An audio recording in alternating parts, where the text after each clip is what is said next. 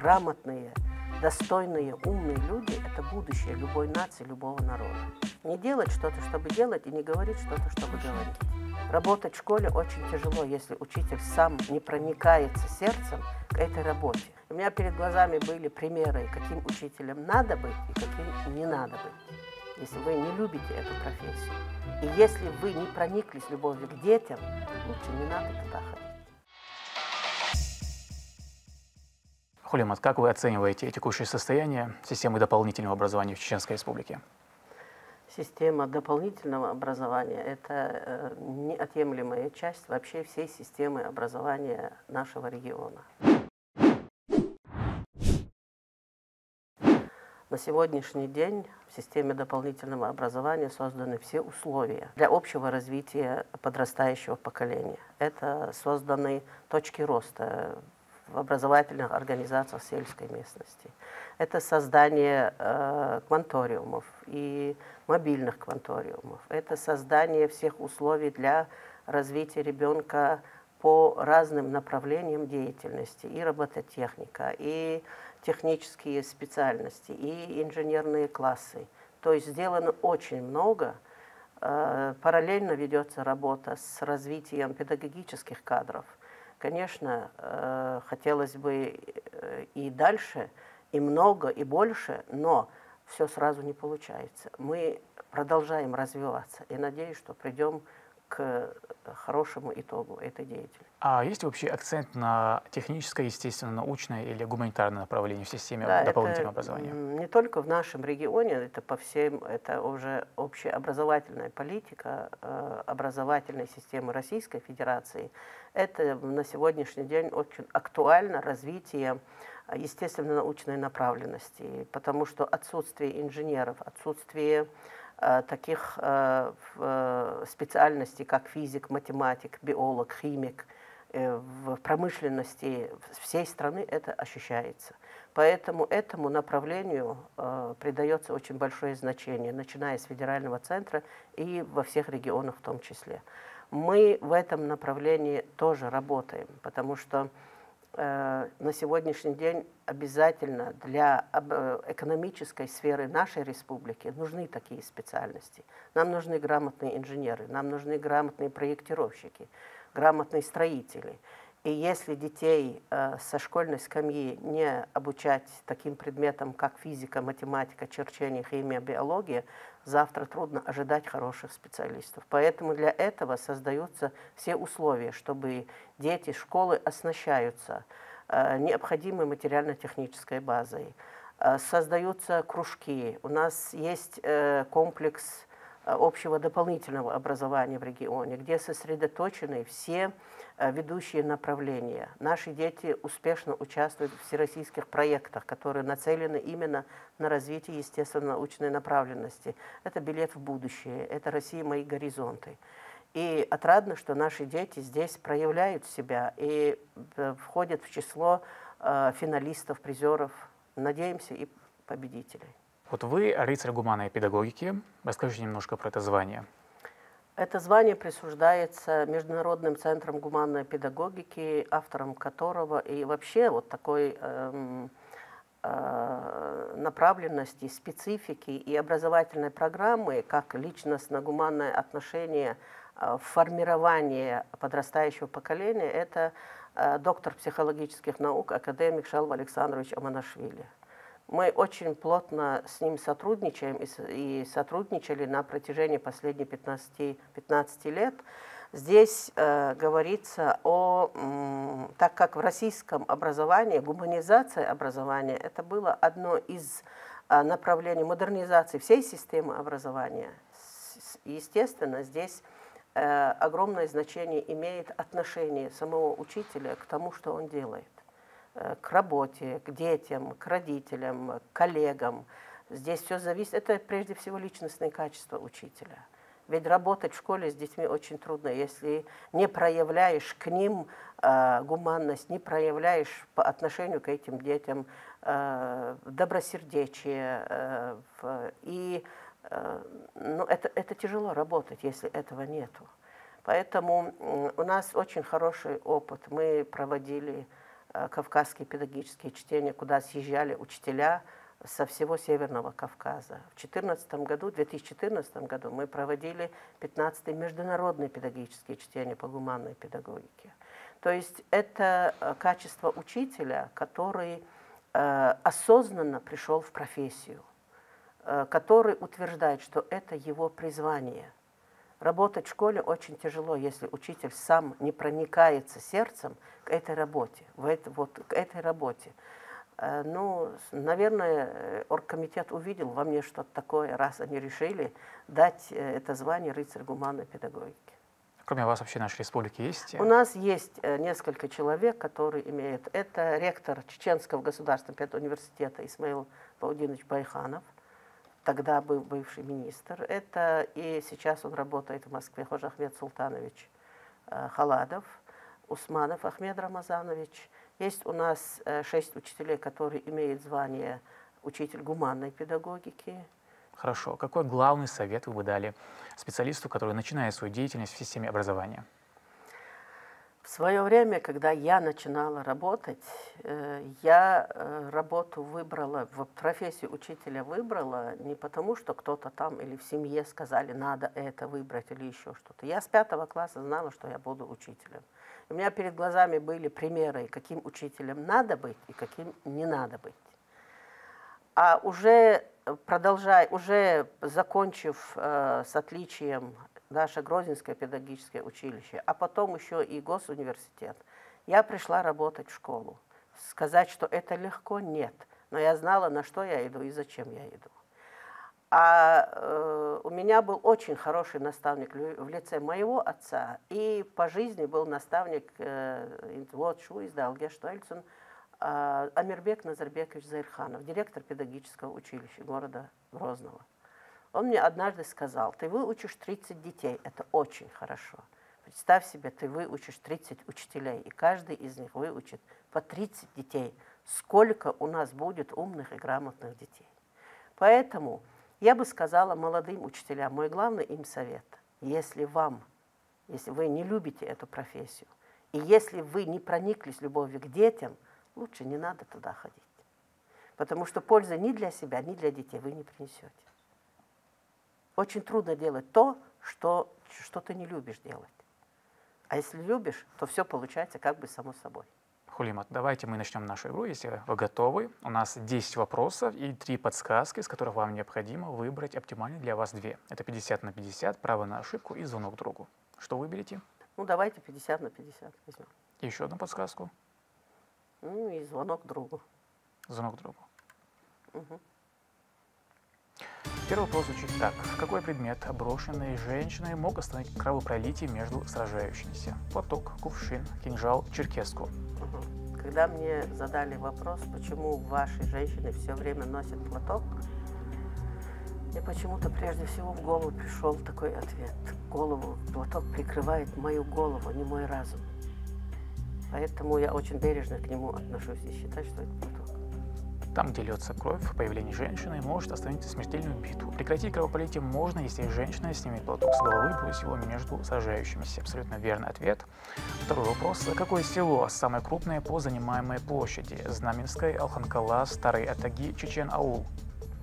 Ну, Алханкала большое село, Атаги и Старый Атаги тоже. Но я считаю, самое большое – это Знаменское. Абсолютно верный ответ. Сельское поселение Знаменское является самым большим селом на территории Чеченской Республики. Третий вопрос. Как назывался первый проспект Грозного изначально? Победы, Войнахский, Революции, Советский. Да. Я бы, конечно, хотела, чтобы это был Войнахский проспект, но он был Победой. Проспект Победы, когда в 2000 году первый раз нас собрали на проспекте Победы, для того, чтобы Министерство образования приступило к работе на территории, вот на протяжении всего этого проспекта, а пешком мы на работу ходили тогда пешком, не было ни одного целого дома. И он мне запомнился тем, что мы утром приходим, а нет, какой-то люк взрывается или взорван в ночь. А мы приходим, и без окон, без дверей, и все, что мы вчера понасобирали, а сегодня их уже нет. Поэтому воспоминания об этом проспекте, они очень живые. Такие живые. В 1955 году улица Ограниченная получила новое название «Проспект Победы». Абсолютно верный ответ, в честь победы в Великой Отечественной войне. И спустя 3 года, в 1958 году, на этом проспекте было возведено здание Совета Министров и Президиума Верховного Совета Чечено-Ингушской АСР. Четвертый вопрос. Каково было назначение машикулей на башнях? Оборонительное, эстетическое, хозяйственное, инженерное? Так. Но мне кажется, что это прежде всего эстетика самой башни, она очевидна. Хозяйством там, поднявшись, не позанимаешься. Чисто инженерия, не сказала бы. Скорее всего, это для обороны, чтобы можно было и сигнал подать, и выйти, и укрыться, и так далее. Я бы сказала оборонительная. Это абсолютно верный ответ. Термин вообще «машикуле» происходит из французского языка и дословно означает «разбить шеи». В средневековой архитектуре это были навесные бойницы, имеющие исторически высокую значимость для обороны средневековых крепостей. В Евченских башнях они делались на последнем этаже и имели оборонительную функцию. Пятый вопрос. Из чего по одной из легенд появился на свет герой нардского эпоса Сеска Солса? Камня, огня, воды, воздуха. Так.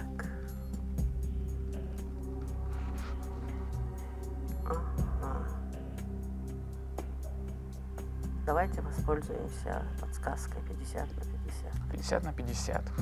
Выберите 2 неверных варианта ответов. И у вас остается А и С. Камня или воды? Так, я бы сказала камень и вода. Так. Ну, предположим, что так как это герой Нард – это мощь, сила и т.д. Ну, пусть он будет из камня. Сеска Солста, герой нардского эпоса ущенцев, он являлся предводителем племени нард-раскойцев. Есть 3 легенды его рождения, одна из которых гласит, что он появился из камня. Абсолютно верный ответ. 6-й вопрос. Мы, конечно, не могли без образования. Сколько детей было зачислено в первую чеченскую школу в крепости Грозная? 10, 25, 50, 70. Во-первых, это время такое, это начало 20 века, или конец 19-го, начало 20 века. Образование не такое распространенное на территории вообще Северного Кавказа, не говоря уже о нашей республике. Ну, здесь находились люди, просветители, которые пытались всячески каким-то образом дать образование. И так как первая школа, которая была открыта в крепости Грозная, ну, может быть, предположить можно, что их могло быть 25. Это правильный ответ. В 1862 году Петр Услар совместно с Кети Досовым и Янгулбаем Хасадовым организовал в крепости школу. Там обучались 25 чеченских детей чтению и письму на основе чеченской грамматики. Однако, несмотря на первоначальный успех, школа просуществовала всего 7 недель и была закрыта. Хотя потом, уже через год, открыли уже новую школу с новой программой. Хулимат, а что вас вообще мотивирует заниматься столь ответственной сферой, как образование, и вообще каков ваш личный девиз в работе? Мой личный девиз в работе – никогда не делать что-то, чтобы делать. Не говорить что-то, чтобы говорить, и не, в принципе, да, не делать что-то, чтобы делать, и не говорить что-то, чтобы говорить. Потому что мне нравится начинать и заканчивать ту или иную деятельность. И я всегда учу этому тех, кто со мной соприкасается. В школе ли, уже в управлении ли, где бы это ни было. Даже если это где-то, пусть это будет неделя, 2 недели, где-то мы, если соприкасаемся. Потому что если человек не нацелен на достижение того или иного результата, и он четко не определяет для себя, каким путем он будет к этому двигаться, корректируя свои действия на протяжении всего пути, прийти к заветной цели практически бывает невозможно. Человек должен знать, для чего и почему он это делает. Я считаю, что, конечно, кто-то может сказать, что это громкие слова, Но я считаю, что грамотные, достойные, умные люди – это будущее любой нации, любого народа. И то, что я делаю сегодня, я знаю, что то, что учителя, которые сегодня делают, то есть их работа, это не предмет сиюминутных результатов, это профессия дальнего действия. И очень отрадно будет увидеть, если доведется это увидеть, результаты нашего труда, скажем, лет через 10. Потому что когда в 2003 году впервые мы вошли в общероссийское образовательное пространство через профессиональный конкурс «Учитель года», тогда очень трудно было представить, что учитель Чеченской Республики на протяжении 6 лет будет завоевывать самые престижные места в этом профессиональном конкурсе. Но сегодня мы к этому пришли. Ради этой цели стоит потрудиться и поработать. Вот на самом деле у вас хороший девиз, мне он нравится. И было бы неплохо, если бы все вот придерживались этого. Наш следующий вопрос. Какая чеченская поэтесса была включена в антологию «Всемирная женская поэзия»? Лула Жумалаева, Селима Курумова, Марьям Исаева, Марьям Айдамирова. Бесконечно уважаю и Марьям Айдамирову, и Марьям Исаеву. Селиму Курумову немного меньше знаю, но преклоняюсь перед творчеством и перед мужеством Лулы Джумалаевой. Считаю, что она достойна быть там, и она там. Да, это абсолютно верный ответ. В 2012 году Лула Жумалаева наряду с Раисой Ахматовой была включена в антологию «Всемирная женская поэзия» как представительница чеченской поэзии. Этот проект, заявленный и который реализовывался во Франции еще в 2008 году, включал 477 произведений 343 поэтесс, которые представляли 143 нации и народности мира. И переводы осуществлялись с 84 языков. 8 вопрос. Кто разработал чеченский латинизированный алфавит, утвержденный в 1925 году? Халид Ашаев, Таштимир Эльдерханов, Шахаб Сугаипов, Ахмат Мациев. Так, латинизированный алфавит утвержден в 1921 году.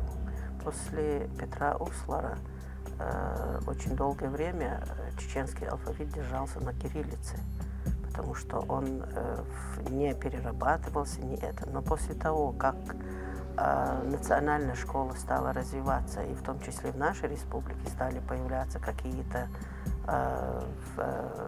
скажем так, ликвидация безграмотности в той или иной части уже в советскую власть, наверное, здесь настало время уже сделать алфавит на какой-то общей основе, которой могло быть. И, кстати, латинизированный алфавит, по-моему, до 1938 года был уже в Чеченской Республике, и, скорее всего, может быть, это Халид Ашаев.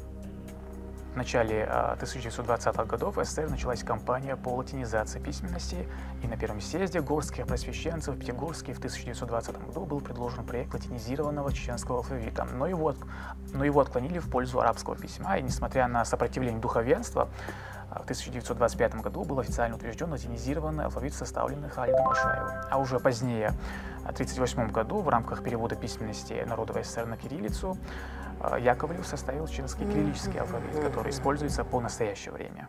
9 вопрос. Как зовут первого чеченского режиссера с профессиональным образованием? Магомед Яндаров, Гарун Батукаев, Ильяс Татаев, Руслан Хакишев.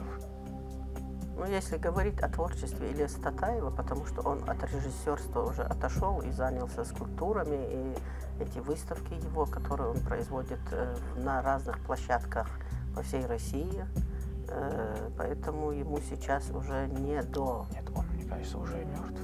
Да, конечно, ему тогда уже, когда он перешел вот на скульптуры и интересные образы начал создавать, он уже стал режиссером собственных творений, но не в масштабе каких-то театральных постановок или каких-то съемок и так далее. Ну, Хакишев, он режиссер, он до последнего действующий и работающий был. Не знаю, не могу сказать, кто он. сегодня, может быть, в силу возраста или еще как-то. Но давайте остановимся на варианте «Б». В 1937 году в Чечено-Ингушский драмтеатр пришел первый режиссер-чеченец с высшим специальным образованием, молодой выпускник ГИТИСа Гарун Батукаев. Абсолютно верный ответ. Приход режиссера, глубоко знающего язык, быт и традиции народа, также понимающего культурный уровень и запросы зрителей, имел огромное значение. Это вскоре позитивно отразилось и на качестве постановок.